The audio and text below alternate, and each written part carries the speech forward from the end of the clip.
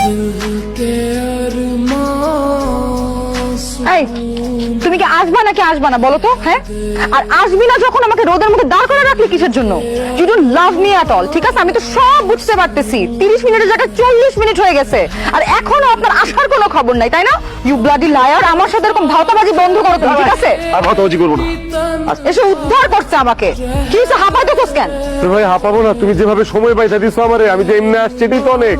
আর বাবা আমি কি সুপারম্যান নাকি? আমি তো একটা নর্মাল হিউম্যান। তার আমার কি পাংখা আছে যে আমি উড়ে উড়ে আসবো? এই আমার সাথে একদম ফালতু কথা বলবি না। আর এটা কি পড়ছস? হ্যাঁ, এটা কি পড়ছস? তোরে না আমি এসব কালার পড়তে না করছি, গোলাপি রং তো মেরা পড়ে। হ্যাঁ, এটা কি পড়ছস? ভুল হয়ে গেছে, আর কোনোদিন পড়বো না, সরি। না, ভুল হইলে তো হবে না, এটা চেঞ্জ করে আসতে হবে। তুই এক্ষুনি যাবে, এটা চেঞ্জ করে আসবি তুই।